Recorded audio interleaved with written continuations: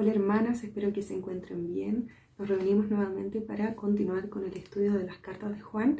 A hoy en especial vamos a dar comienzo a la segunda carta, así que las invito a que busquemos esta segunda carta de Juan.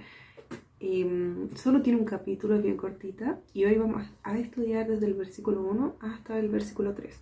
Dice así: el anciano a la señora elegida y a sus hijos, a quienes yo amo en la verdad, y no solo yo, sino también todos los que han conocido la verdad, a causa de la verdad que permanece en nosotros y estará para siempre con nosotros. Sea con vosotros gracia, misericordia y paz, de Dios Padre y del Señor Jesucristo, Hijo del Padre, en verdad y en amor. Bien, a diferencia de la primera carta de Juan, tanto la segunda como la tercera responden a las características propias de una epístola en aquella época, ya que consignan en el encabezado quién envía la carta y a quién se la envía. En este caso habla de el anciano a la señora elegida y a sus hijos. Era algo clásico de la época en el mundo grecolatino y no es algo que se ve, como decía la primera carta de Juan, la cual se cree que es más bien un sermón o un discurso teológico. Dado el año en que se escribe y también que mencione como el anciano, es que se cree que Juan fue quien la escribió. La palabra anciano en el griego habla de presbiterio, lo cual podría referirse a la edad avanzada del autor de la carta, pero también a algún ministro o dirigente de una iglesia. Pero tradicionalmente se conoce a Juan como el anciano. Es por eso que se le atribuye a él la escritura de esta carta. Ahora, lo que más ha generado debate es a quién está dirigida, dado que habla de a la señora elegida y a sus hijos. ¿Quién es la señora elegida? Entonces, hay dos posturas en cuanto a esto. Unos dicen que efectivamente se dirige a un individuo, a una persona como tal, la señora y a sus hijos. Otros creen que se dirige a una congregación local. Ahora, vamos a ver por qué existen estas dos posturas. La primera, si la expresión se dirigiera a una señora como tal, algunos creen que es más natural, dado que es una forma más fácil de entender la carta, porque en el versículo 1, ¿cierto? Habla de que fuera como una persona influyente, una mujer influyente que ha sido también estimada por muchos creyentes que la conocieron, porque dice a quienes yo amo la verdad, y no solo yo, sino también todos los que han conocido la verdad. Y también, dado lo que dice el versículo 10, se cree que esta persona es alguien que ha dado alojamiento a muchos ministros como itinerantes o maestros que iban a las congregaciones en su hogar. Dice en el versículo 10: si alguno viene a vosotros y no trae esta doctrina, no lo recibáis en casa, ni le digáis bienvenido. Ahora, esto también podría ser un lugar, quizás la casa de esta señora, donde se reunía una congregación local. Y esto también lo vemos en Colosenses 4:15.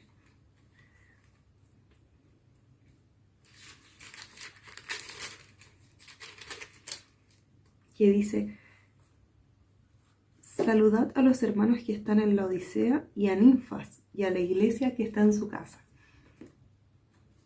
Entonces se daba mucho esto, ¿cierto? Que los primeros creyentes se reunían en pequeñas congregaciones en sus hogares.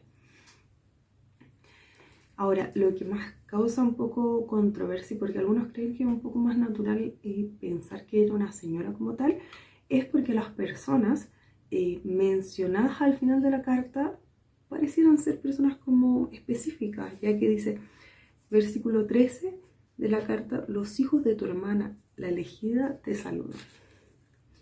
Y creen que se refiere a los sobrinos en el fondo de esta señora elegida. Ahora, la otra postura habla de que se utilizaría la palabra señora como una codificación. ya que estas cartas muchas veces trataban de protegerse, ¿cierto? Para que no fueran a caer en manos de alguien que estaba en contra de los cristianos. Entonces, que se utilizara en forma de código para dirigirse a una congregación como tal, ¿sí? Y por tanto estaba dirigida a una comunidad cristiana. Alguna pequeña iglesia, se cree que es una pequeña iglesia en Asia, en lo que sería ya la última década del primer siglo. Ahora, sea una o la otra postura, la verdad es que la carta, a pesar de ser corta, tiene cosas puntuales, ¿cierto? Enseñanzas puntuales y cosas que está dirigiendo aquí Juan a este destinatario que no solo fueron útiles en su época, sino también nos son útiles a nosotros. Entonces creo que el propósito de la carta en verdad no va a influir según a quién haya sido el destinatario propiamente tal, ya que son cosas que si bien afectaron en la época, también siguen afectando hoy en el presente. Vamos a ir viendo versículo a versículo y ya vimos, bueno, el tema del destinatario, ¿cierto? Y el emisor de esta carta. Dice así: el anciano a la señora elegida y a sus hijos, a quienes yo amo en la verdad, y no solo yo, sino también todos los que han conocido la verdad. ¿Y a quién se refiere con los que han conocido la verdad? Se refiere a quienes oyeron y recibieron el Evangelio de Cristo. Vamos a buscar en la carta, en el Evangelio de Juan, Juan 8:32.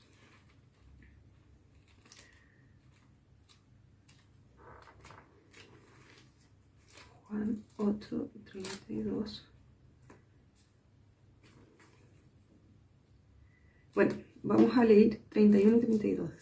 Dijo entonces Jesús a los judíos que habían creído en él: si vosotros permaneciereis en mi palabra, seréis verdaderamente mis discípulos, y conoceréis la verdad, y la verdad os hará libre. Aquí está hablando, ¿cierto?, de esta verdad. Me faltó mencionar que como palabra clave de estos 3 primeros versículos que vamos a estudiar es la palabra verdad.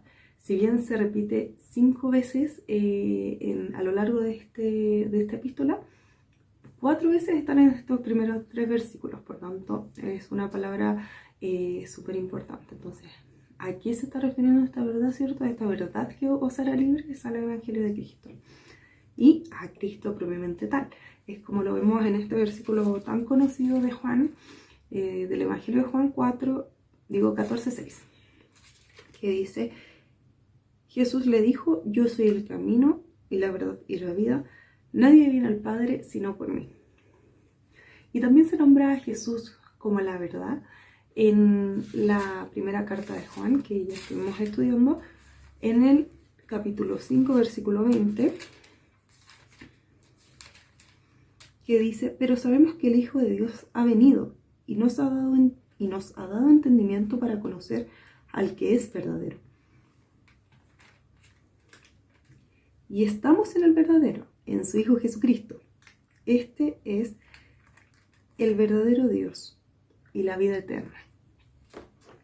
Por tanto, cuando habla a aquellos que conocieron la verdad o aquellos que conocen la verdad, se está refiriendo propiamente tal a creyentes, ¿cierto? Ahora, menciona también en el versículo 1 a quienes yo amo en la verdad. Le dice: Señora, ¿y tus hijos? A quienes yo amo. No dice en verdad, así como diciendo créeme, te amo en verdad, sino que en la verdad. Y eso es súper clave. También lo dice en el versículo 2. ¿Cierto? Vamos a seguir el hilo porque dice que no solo Él los ama, sino también todos los que han conocido la verdad, y a causa de la verdad que permanece en nosotros y estará para siempre con nosotros. Ahora, ¿a qué se refiere que la aman a causa de la verdad?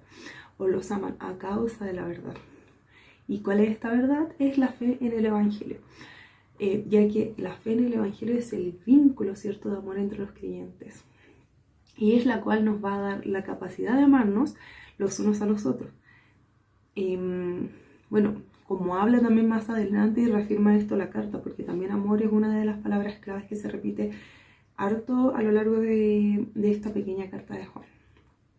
Ahora, ¿cuál es el amor que se está mencionando acá?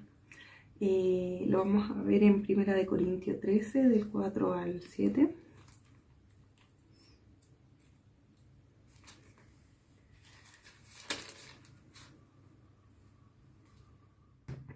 Dice: el amor es sufrido, es benigno, el amor no tiene envidia, el amor no es jactancioso, no se envanece, no hace nada indebido, no busca lo suyo, no se irrita, no guarda rencor, no se goza en la injusticia, mas se goza de la verdad. Todo lo sufre, todo lo cree, todo lo espera, todo lo soporta. El amor nunca deja de ser. Bueno, este es el amor que nace de la voluntad, ¿cierto? Y se transforma en sentimiento. Es un amor en obediencia. Es el amor que en obediencia se convierte en acción. Y ese es el amor que nace de la fe que el Señor nos da y el amor que debiésemos tener a todas las personas, ¿cierto? Más aún como hermanos, como creyentes. Y bueno, ese es el amor de Dios, el amor que Dios nos tiene. Ahora, es muy importante que hagamos énfasis en esto porque se refiere a al griego ágape, ¿cierto? Y es por eso que él dice: yo amo en la verdad. O sea que a través de esta verdad es el amor que él les tiene.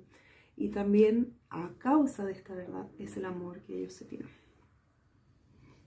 Bueno, y con este amor, en el versículo 3, Juan tiene deseos para estas personas, ¿cierto? Dice: sea con vosotros gracia, misericordia y paz. ¿De quién? No de Él, sino de quien es el dador de estas cosas. De Dios Padre y del Señor Jesucristo, Hijo del Padre, en verdad y en amor. Y aquí ya terminando con este último versículo que vamos a estudiar hoy, salen justamente las dos palabras del propósito de la carta. Habla acerca, uno, más adelante lo vamos a estudiar, ¿cierto? El amor entre los creyentes. Dos, la verdad, el poder que ellos, animarlos a que ellos sean quisquillosos con la verdad, lo que ellos han conocido y creído, y que no se dejen llevar por las falsas doctrinas, dado que él más adelante les advierte acerca de los falsos maestros, que comúnmente viajaban entre las diferentes congregaciones y aprovechándose de la hospitalidad que tenían los creyentes con ellos, se alojaban con ellos, daban sus enseñanzas y por tanto esparcían sus herejías. Y como último está el objetivo de contarles que tenía planes de ir a verles pronto. Dice: tengo muchas cosas que escribiros, pero no he querido hacerlo por medio de papel y tinta, pues espero ir a vosotros y hablar cara a cara para que nuestro gozo sea cumplido. Esto lo dice en el versículo 12. Entonces tenía planes de ir a visitarlo, y esto también es una de las razones por las cuales la carta es tan cortita, porque le dice: tengo muchas cosas que decir. Así podría haber sido una carta cierto extensa, pero él tenía planes de ir a visitarlos pronto y decirles estas cosas cara a cara. Por tanto, les estaba contando que iba a visitarlos pronto. Bien, hermanas, entonces aquí ya estaríamos terminando este estudio del día de hoy, los primeros 3 versículos. Nos quedan 10 versículos más para culminar con esta carta. Espero que este año podamos terminar ya con las 3 cartas de Juan, y principalmente que estos estudios puedan ser de edificación para nuestras vidas. Oremos. Amado Señor, le damos gracias, Padre, porque hemos podido continuar, Señor, ya terminando la primera carta de Juan, iniciando la segunda. Padre, gracias, porque los padecimientos, Señor, de ese entonces, los problemas, Señor, las advertencias, son también las mismas para nosotras, Señor. Te ruego que podamos poner atención a estas cosas, que podamos ser sabias, Señor, en discernir aquello que es verdadero, aquello que tú nos enseñas a través de tu palabra, y para eso, Señor, debemos permanecer en ella, Padre. Ayúdanos también a poder amarnos como tú nos amas, Señor, y a poder, Señor, expresarnos ese amor los unos con nosotros, especial con nuestras hermanas. a animarnos, Señor, en amor, cuando estemos en dificultad, pero también, Señor, animarnos a servirte cada día más. Te ruego, Señor, para que este estudio pueda ser de edificación para mis hermanas y también por el resto de los planes que tenemos para estos meses ya que quedan para terminar el año. En el nombre de Jesús, amén. Chao, hermanas.